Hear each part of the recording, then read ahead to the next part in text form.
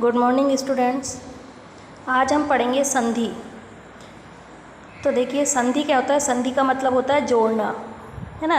लेकिन हिंदी में जो है दो वर्णों के परस्पर मेल से जो सार्थक विकार उत्पन्न होता है उसे हम संधि कहते हैं। सार्थक का मतलब होता है जिसका कोई अर्थ हो, है ना।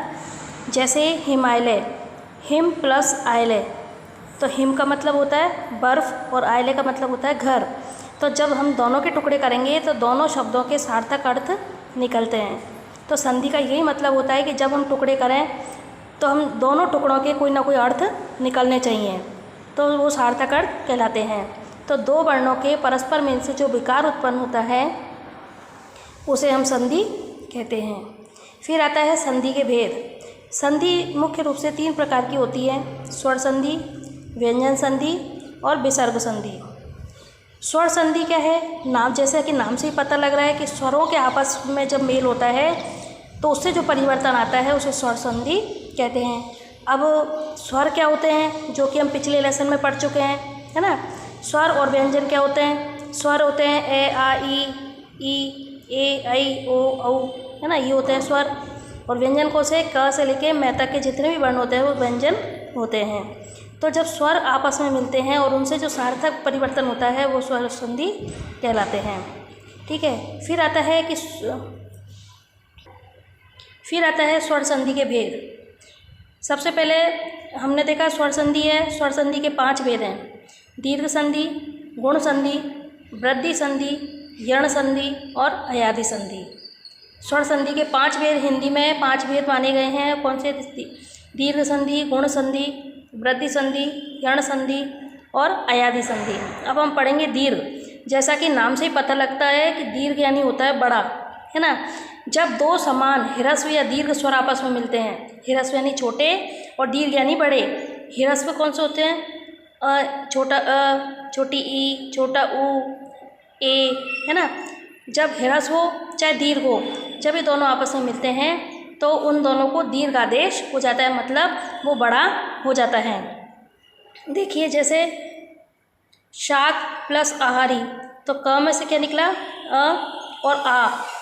अ और आ मिलके क्या हो गया? आ हो गया, है ना। ये अ और आ हो गया, है ना। शाकाहारी हो गया। विद्या प्लस आयलय, तो विद्या, धा का क्या निकला? आ निकला और आ, तो आ प्लस आ इक्वल टू आ, विद्यालय, है ना। इसी प्रकार से ग्री प्लस इंद्र, तो इसमें से क्या निकला? छोटा ई निकला और ई निकला, तो छोटा ई मिल करके क्या हो गया? ग्रींद्र, बड़ी ई की मात्रा है ना। नदीश, नदी प्लस ईश, इसमें से क्या निकला? बड़ी ई निकली और छोटी ई, तो नदीश, है ना।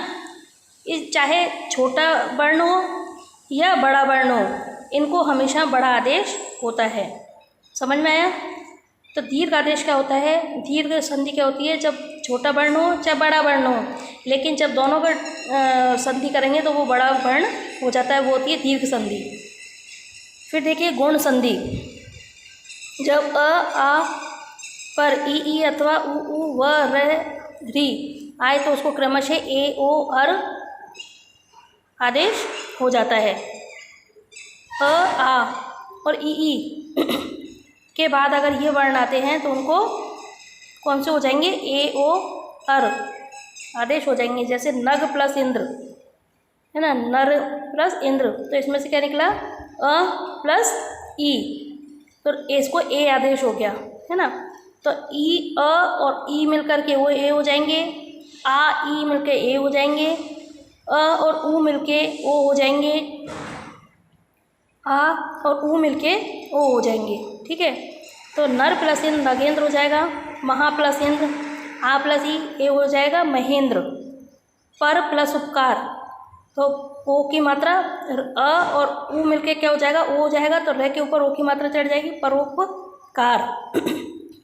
महा प्लस उत्सव, अ प्लस ऊ, तो क्या हो जाएगा? इसको ओ हो जाएगा, तो महोत्सव, है ना। तो आज हम स्वर संधि के दोनों भेद पढ़ेंगे, दीर्घ संधि और गुण संधि। आपको क्या करना है कि इसकी एक सारणी बनानी है जिसमें आपको ये जितने भी दे रखे हैं ये सब आपको करने हैं।